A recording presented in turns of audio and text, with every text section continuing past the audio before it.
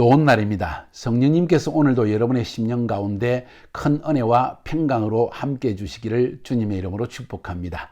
오늘은 에스라서 5장 말씀을 통해서 성령님께서 오늘날 우리에게 주시는 음성을 들을 수 있기를 바랍니다.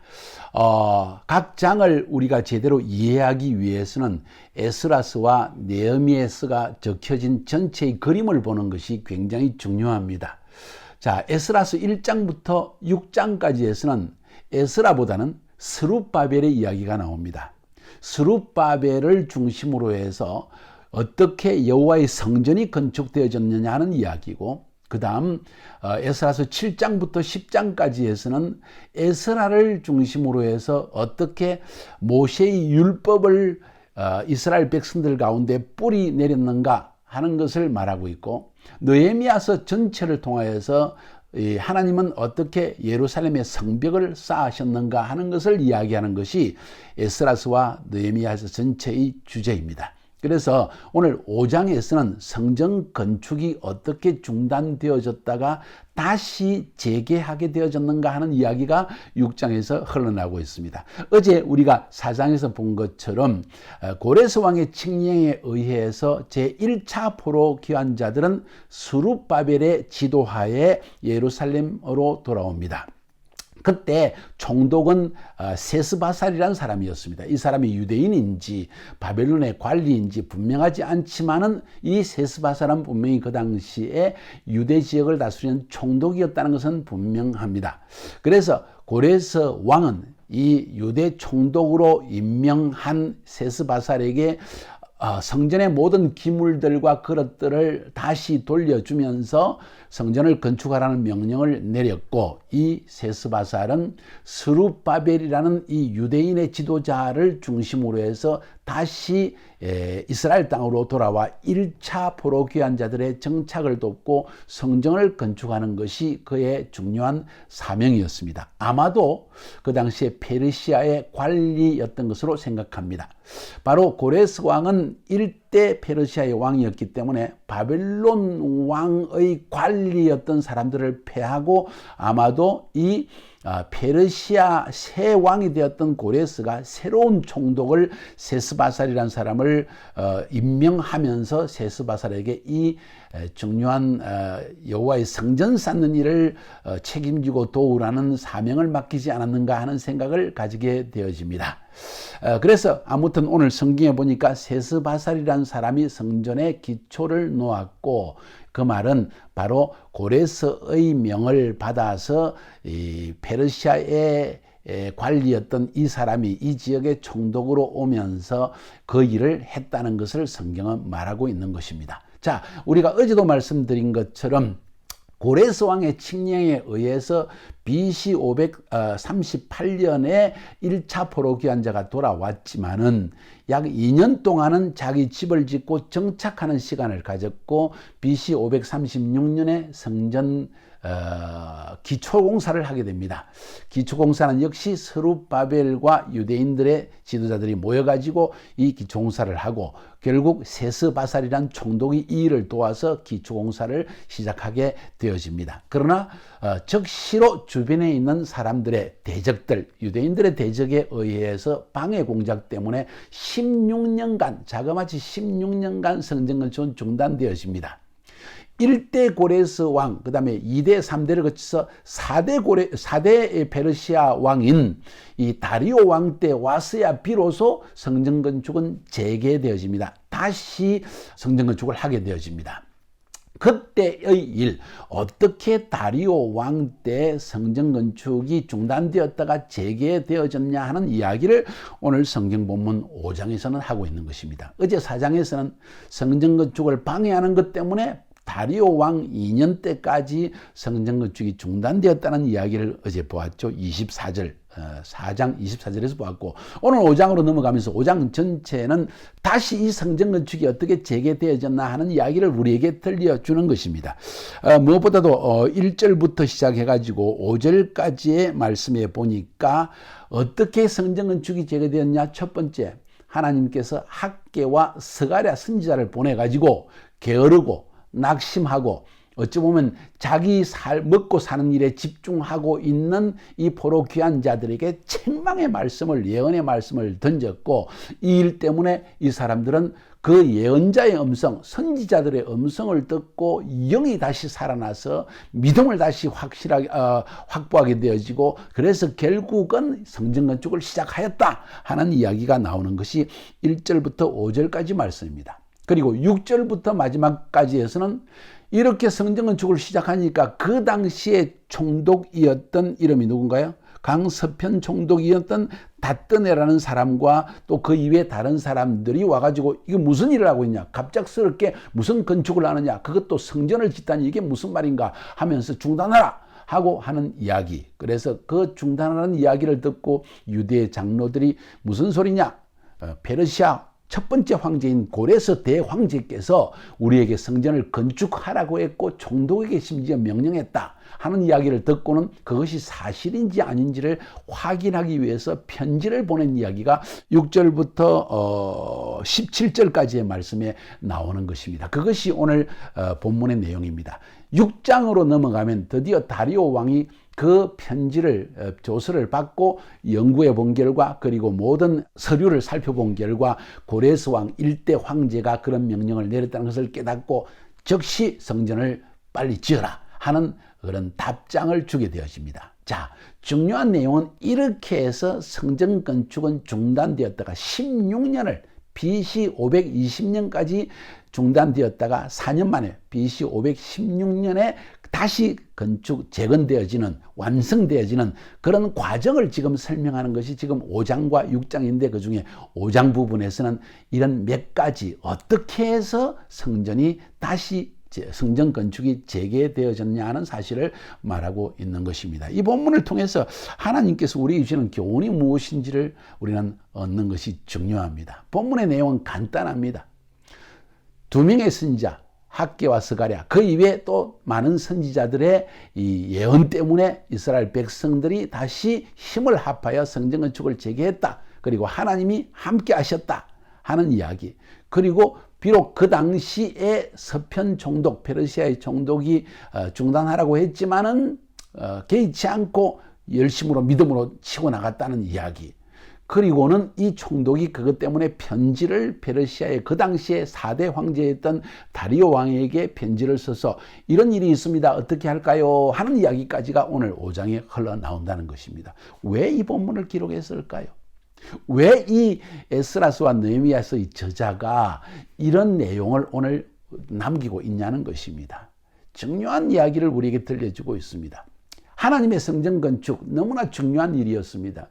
이것은 예레미야에게 주신 70년 만에 자기 백성을 돌아가게 하시고 성전도 짓게 하시고 하나님이 이스라엘이라는 나라를 회복시키신다는 그 약속의 말씀이 성취되는 순간입니다.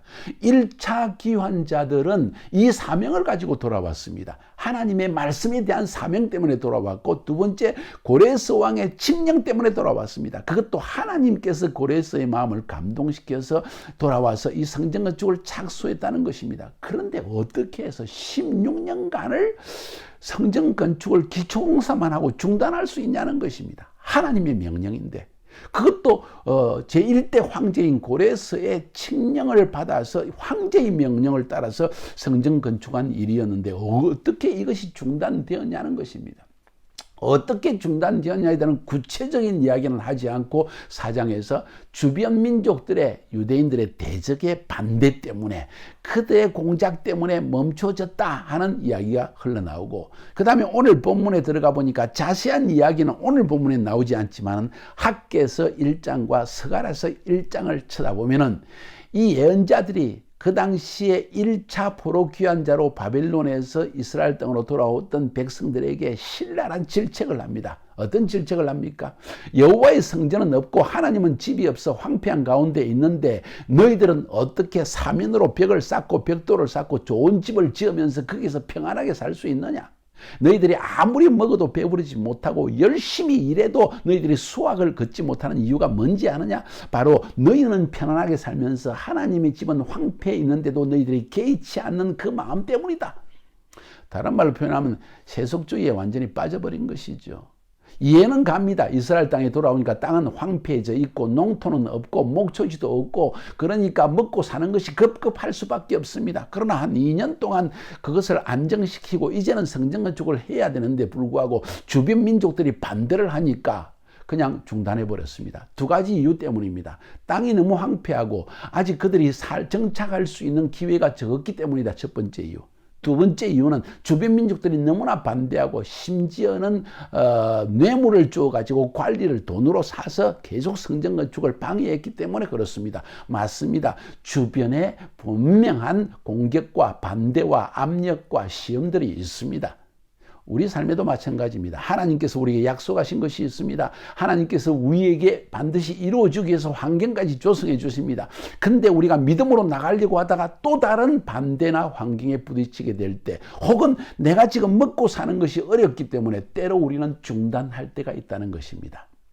그러나 하나님은 은혜의 하나님이시기 때문에 이 중단한 것을 계속 책망하고 내버리시기보다는 선지자를 보내셔서 다시 이 성전 건축을 하나님의 부르심을 성취할 수 있는 기회를 주시는 하나님이시다. 그래서 하나님은 오늘 본문을 통해서 우리에게 주시는 중요한 교훈은 무엇인가 하니, 하나님은 자기의 때에 자기의 사람 선지자를 보내셔서 우리의 영을 살리시고 우리가 믿음으로 새 일을 시작할 수 있는 기회를 주시는 하나님. 따라합시다. 기회를 주시는 하나님. 어떻게 기회를 주시느냐? 결국 하나님의 종들의 말씀을 통해서, 예언자의 입술을 통해서 하나님은 이런 일을 행하신다는 것입니다. 이들이 이 성전 건축을 중단한 이유는 무엇일까요? 믿음의 부재였습니다. 믿음의 부재였습니다. 하나님이 말씀하시니 하나님이 하실 것이다. 황제의 마음까지 감동시키셨으니 분명히 이 일을 우리는 할 수 있다. 주변 민족의 반대가 있지만은 황제의 도움과 하나님의 도우심이 함께 있으니 이건 적기이다. 바로 지금 카이로스 타임이다. 우리는 밀어붙여야 된다. 해야 되는데 믿음이 부족했기 때문에, 바벨론에서 포로 생활을 오래 하다 보니까 너무 눈치를 살피고 남의 나라의 식민지 생활을 하다 보니까 두려움 때문에 그만 중단해 버렸다는 거예요. 4장에서도 두려움 때문에 중단했다는 이야기를 하고 있습니다. 결국 믿음의 부재 때문에, 상황이 어려워서만이 아닙니다. 믿음이 강하면 이길 수 있는데 믿음이 없기 때문에 그들은 그냥 주저앉고 말았던 것입니다. 손을 놓아버렸던 것입니다. 주님의 부르심을 망각해버렸던 것입니다. 하나님의 종들 가운데에서도 먹고 사는 것이 어려워서, 굶을까 두려워서, 자녀들을 어떻게 양육할까 두려워서 결국은 선교지를 떠나는 사람도 있고, 결국 하나님의 사역을 놓는 사람도 있고, 결국 먹고 사는 일에 치중을 하다가 그만 하나님의 본질적인 부르심을 상실하는 사람이 얼마나 많냐는 것입니다. 하나님은 참으로 이런 사람들을 참으로 좋아할지 잘 모르겠어요. 세속주의입니다. 인간적 두려움입니다. 먹고 사는 것에 대한 염려입니다. 하나님의 부르심보다 이런 것이 더 그들의 마음을 사로잡았다는 것입니다. 결국 믿음의 부재 때문에 성전 건축은 중단되어졌는데, 여기서 하나님은 그래도 은혜를 베풀어 주십니다. 주님을 찬양하십시오. 하나님은 은혜의 하나님이요, 또 다른 기회를 주십니다. 하나님의 시간이 되었습니다. 다리오 왕이라는 시대가 열렸다는 것입니다. 이 왕은 상당히 마음이 열려져 있는 왕이라는 걸 알 수가 있습니다. 그때 하나님이 첫 번째 하신 일이 그의 선지자를 보내어서 백성들의 믿음을 다시 한번 강하게 붙들어 주십니다. 책망을 통해서, 예언적 책망을 통해서 학개에서 1장 1절부터 11절까지, 그 다음에 스가랴서 1장 1절부터 6절까지 굉장한 질책을 합니다. 어떻게 그럴 수가 있느냐? 너희들 집은 잘 짓고 잘 먹고 잘 살면서 이제 정착해놓고도 하나님의 집은 완전히 황폐해져 있는데도 개의치 않고 게으른, 영적으로 완전히 게을러 터진 너희들의 모습을 우리는 이해할 수 없다 하면서 하나님의 학개와 스가랴서 선지자, 그 이외에 다른 선지자를 통해서 굉장한 질책을 하십니다. 질책만 하신 것이 아니라 학개서 2장 그리고 스가랴서 4장에 보면 이런 말씀도 하십니다. 스가랴서 4장을 제가 읽어보면, 여호와께서 내게 일러 가라사대 여호와께서 스룹바벨에게 하신 말씀이 이러하니라. 만군의 여호와께서 말씀하시되 이는 힘으로 되지 아니하며 능으로 되지 아니하고 오직 나의 신으로 되느니라. 큰 산아 네가 무엇이냐? 내가 스룹바벨 앞에서 평지가 되리라. 그가 머릿돌을 내어 놓을 때 무리가 외치기를 은총이 거기에 있을지다 하리라 하셨고, 여호와의 말씀이 또 내게 임하여 가라사대 스룹바벨의 손이 이전의 지대를 놓았은즉 그 손이 또한 그것을 마치리라 하셨나니. 무슨 이야기입니까? 하나님이 결국 하신다고 결국 격려를 또 해주시는 겁니다. 강한 책망과 함께 격려도 주십니다. 학개서 2장 4절부터 9절까지에서도 이런 이야기 나옵니다. 이 성전의 나중 영광이 이전 영광보다 더 크리라. 만군의 여호와의 말이니라. 이곳에 평강을 주리라. 만군의 여호와의 말이니라. 다시 말해서 선지자를 통해서 책망만 하시는 것이 아니라 하나님께서 그들에게 격려의 말씀을 주셔서 이스라엘 백성들이 그 말씀을 듣고는 영이 힘을 얻어서, 참 중요합니다. 예언자의 말씀은 단순히 책망해서 우리를 죽인 것이 아니라 우리의 마음을 일깨워서 회개하게 하고는 다시 격려의 말씀을 주어서 할 수 있다, 하자 하는 담대한 믿음을 가지게 했다는 것입니다. 그러니까 이 총독인 닷더네가 와가지고 뭐하고 있느냐, 중단해라 하는데도 불구하고 하나님이 유다 장로들을 돌보셨으므로 저희가 능히 역사를 패하게 못하고, 이런 이야기가 나옵니다. 그들이 주저하지 않고 그런 총독의 말에도 굴하지 않고 믿음으로 막 치고 나서 어디서 이런 용맹이 나왔습니까? 16년 동안 이런 방해 공작 때문에, 두려움 때문에 몰했던 사람이 이제는 총독이 이야기하는데도 불구하고 두려움을 극복하고 해냈다. 이건 예언자의 말씀의 역사라는 것입니다. 하나님의 말씀은 위대한 능력이 있습니다. 요한복음 6장 63절에 하나님은 말씀하시기를, 예수님께서 말씀하시기를, 내가 너희에게 이런 말이 영이요 생명이니라. 말씀이 예언자의 입술을 통해 생명이 들어가니까 죽었던 영이 살아나고, 영이 살아나니까 모든 장애를 돌파하는 영이 임하게 되었다는 것입니다. 여러분의 삶에 이것이 필요한 것 아닐까요? 여러분 지혜롭게 주위의 환경을 보고 여러분의 상황을 살펴서 지혜롭게 가는 것도 중요하지만 때로 우리에게 중요한 것은 돌파하는 영이라는 것이에요. 이 돌파하는 영은 하나님의 예언적 음성을 들을 때 우리에게 임한다는 것을 여러분이 깨달아 알 수 있기를 주님의 이름으로 축복합니다. 자, 하나님은 예언자를 보내셨는데 삭개와 서게야를 통해서 다시 성전을 재건하게 하셨는데, 그때는 언제인가? BC 520년입니다. 다리오가 황제로 들어간 지 2년째가 되는 해였습니다. 그때는 하나님의 카이로스 타임이었습니다. 왜? 첫 번째, 총독이 방해하려는 사람은 아니었다는 걸 알 수가 있습니다. 그래서 객관적으로 사실을 다리오에게 보고했고, 다리오 왕은 그 조서를 받았을 때 쉽게 해결하지 않고 이전 이 모든 서류 창고에서 국가의 문서를 다 뒤져서 고레스 왕이 진짜 칙령을 내는지를 살펴보았고, 6장으로 넘어가 보니까 정말 제1대 왕인 우리 고레스 황제께서 이런 명령을 내렸구나 하고 다리오 왕이 마음이 감동되어져서 새로운 조서를 쓰거나 변개하지 않고 그 고레스 총독의 명령을 무시하지 않고 그 명령대로 성전을 건축하라는 이 말씀을 주었다는 것입니다. 총독의 마음, 다리오의 마음, 하나님이 예비하셨습니다. 카이로스 타임입니다. 하나님은 카이로스 타임에 예언자들을 통해서 말씀하시는 것입니다. 두 번째 이 기회를 준 것입니다. 이스라엘 백성들은 이 기회를 놓치지 않고 성전을 건축하게 되어졌다 하는 이야기입니다. 우리의 삶에도 똑같은 상황이 벌어질 수 있습니다. 하나님의 약속의 시간이 왔습니다. 하나님께서 모든 상황을 조성했습니다. 우리가 믿음이 없어서 중단해 버렸습니다. 근데 하나님께서 또 선지자를 통해서, 주의 종들을 통해서 말씀에 감동을 주시고 또 그 일을 치고 나가게 합니다. 이제는 그 말씀이 내 영을 살리는 말씀이 되어져서 생명이 임하게 돼서 두려움을 극복하고 죽음을 극복하고 결국은 믿음으로 일어나서 반대에도 불구하고 치고 나갈 때 하나님은 총독과 다리오의 마음을 감동시켜서 오히려 이 일을 할 수 있도록 해놓으셨다. 카이로스 타임에 역사하시는 하나님, 그 하나님을 찬양하시고 그 하나님을 기대하시고 그리고 결국은 하나님의 부르심을 성취하는 여러분이 되기를 주님의 이름으로 축복합니다.